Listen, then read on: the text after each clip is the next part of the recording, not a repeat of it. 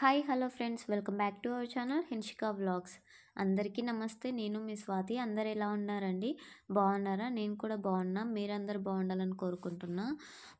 మీ అందరికీ తెలిసిందే కదా, మేము ఇల్లు షిఫ్ట్ అయిపోయామని చెప్పేసి.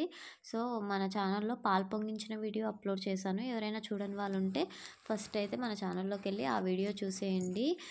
ఆ తర్వాత పాలు పొంగించిన వెంటనే నా పనులన్నీ స్టార్ట్ అయిపోయాయి. ఒక్కొక్కటిగా ఫాస్ట్గా చేసేసుకుంటున్నాను.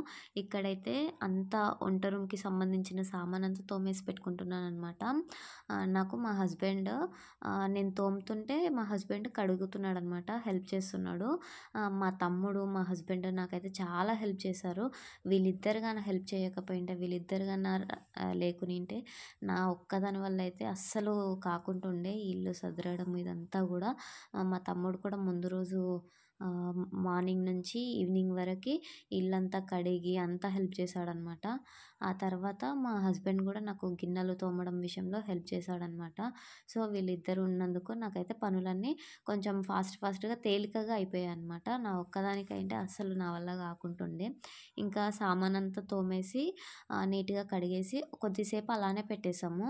తర్వాత నేనైతే ఇక్కడ ప్రతి సామాను కూడా నేనైతే ఇలా ఒక క్లాత్ తీసుకొని వాటర్ అంతా తుడిచేస్తున్నాననమాట. ఎందుకంటే వాటర్‌తోటి అట్లనే పెట్టేస్తే మరకలు పడిపోతాయి కదా పైనంతా వాటర్ డ్రాప్స్ లాగా. సో నేను దానికోసం అయితే వాటర్ అంతా తుడిచేస్తున్నాను.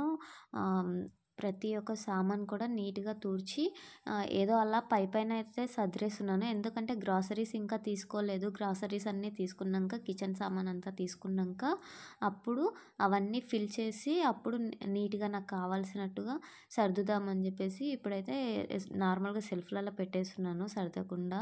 ఎందుకంటే మళ్ళీ అవి గ్రాసరీస్ అన్నీ ఫిల్ చేసేటప్పుడు అవన్నీ బాక్స్‌లన్నీ మళ్ళీ తీయాల్సొస్తది కదా! మేము అమ్మ వాళ్ళ ఇంట్లో ఉండబట్టి 2 ఇయర్స్ అలా అవుతుంది గదా!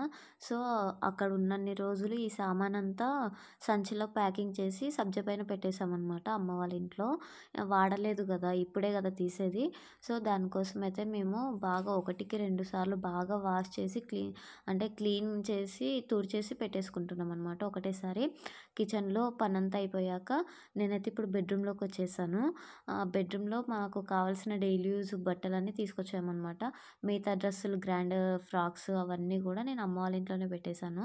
ఇంకా డైలీ యూజ్ డ్రెస్సులన్నీ ఇక్కడైతే నేను సెల్ఫ్‌లలో నీట్‌గా మడత చేసి పెట్టేసుకుంటున్నాను ఒకటేసారి.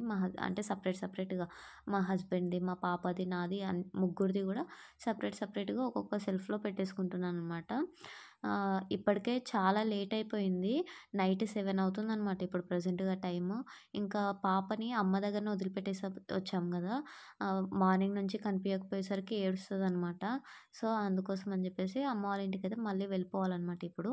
అక్కడనే డిన్నర్ కంప్లీట్ చేసి పడుకొని మళ్ళీ రేపు మార్నింగ్ అయితే వచ్చి మిగతా పనులన్నీ కంటిన్యూ చేసేసాను. ఆ వ్లాగ్స్ గూడా మీతో షేర్ చేశాను. పాలు పొంగించాను కానీ వంటైతే ఏం చేయలేదు. ఇల్లు సదరడం కంప్లీట్ అయిపోయాక వంట ప్రోగ్రామ్ అయితే స్టార్ట్ చేయాలనమాట. అప్పటి వరకు అమ్మ వాళ్ళ ఇంట్లోనే, అంటే ఈ 2, 3 డేస్ అమ్మ వాళ్ళ ఇంట్లోనే తిని అక్కడనే పడుకొని మళ్ళీ మార్నింగ్ వచ్చి పనులన్నీ స్టార్ట్ చేసుకోవాలి. ఈ పనులన్నీ కంప్లీట్ అయిపోయాక ఇంకా ఇక్కడ వంట స్టార్ట్ చేసేసాను. ఇది సర్దడం అంతా కంప్లీట్ అయిపోయాక కిచెన్‌ని ఇంకా బెడ్‌రూమ్‌ని నేనెలా సర్దుకున్నాను అదంతా మీతో ఇంకో వ్లాగ్‌లో అయితే షేర్ చేసుకుంటాను. అంతే అండి. వీడియో అయితే నచ్చితే లైక్ చేయండి. మరిన్ని ఇలాంటి వ్లాగ్స్ కోసం మన ఛానల్‌ని అయితే సబ్స్క్రైబ్ చేసుకోండి. మీకెలా అనిపించింది అనేది కామెంట్ చేసి చెప్పండి.